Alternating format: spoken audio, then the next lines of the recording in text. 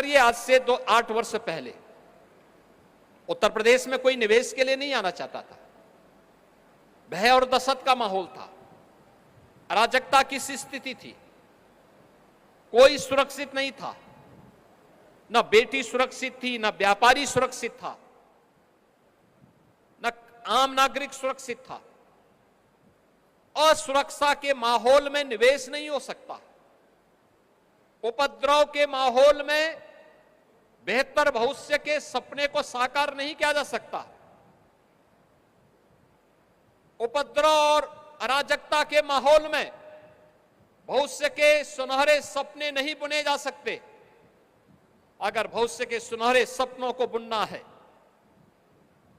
उत्साहपूर्ण माहौल तैयार करना है, उमंग और उत्साह का माहौल तैयार करना है, तो हमें उसके लिए बेहतरीन सुरक्षा और कानून व्यवस्था की स्थिति चाहिए।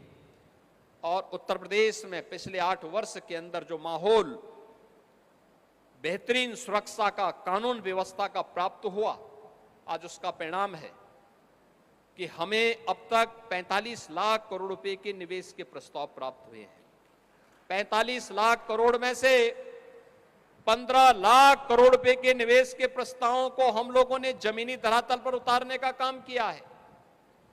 ये 15 लाख निवेश के प्रस्ताव, और अभी आपने देखा होगा कि हम लोगों ने अभी उत्तर प्रदेश के अंदर जिस प्रकार के कार्यक्रम को आगे बढ़ाया है, वह खास तौर पर उत्तर प्रदेश में अभी हाल ही में इसी उन्नाव जनपद के लिए हम लोगों ने कुछ नए कार्यक्रम प्रारंभ किए हैं। औद्योगिक निवेश के लिए लगभग 22,000 करोड़ रुपए के निवेश के प्रस्ताव अकेले उन्नाव जनपद के लिए ही हमारे प्रारंभ होने जा रहे हैं। और इसी के साथ ही यहां पर हम लोगों ने एक एक्वा ब्रिज ग्रुप के द्वारा भी 4,000 करोड़ रुपए के निवेश का प्रस्ताव यहां पर आने जा रहा है, इसी जनपद में आने जा रहा है। इसके साथ ही यहां पर एक कैनपेक इंडिया लिमिटेड के द्वारा भी यहां पर 1,300 करोड़ रुपए के निवेश के प्रस्ताव यहां इसी जनपद के लिए तैयार होने जा रहे हैं। इसके साथ ही UB beverage India private limited के द्वारा भी 2,200 करोड़ रुपए का निवेश का यहां पर प्रस्तावित किया गया है।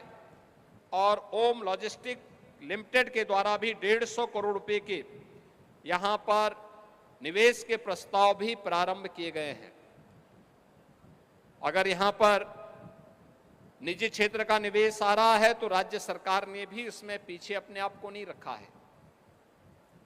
याद रखना, देश की आजादी की लड़ाई में जो मैंने कहा था कि इसी माटी के सपूत शहीद गुलाब सिंह लोधी ने अंग्रेजों के छक्के छुड़ाने का काम किया था, और उनकी स्मृति में बने हुए पुलिस प्रशिक्षण महाविद्यालय की क्षमता को हमने दुगनी किया है। यहां पर राज्य अग्निशमन प्रशिक्षण महाविद्यालय में भी 235 करोड़ रुपए के निवेश के प्रस्ताव के साथ सरकार कार्य कर रही है। और यहां के साथ साथ हम लोगों ने लोक निर्माण विभाग के द्वारा, प्रदेश सरकार के द्वारा यहां पर तमाम अन्य इंफ्रास्ट्रक्चर के कार्य इस जनपद के लिए जहां तैयार किए जा रहे हैं,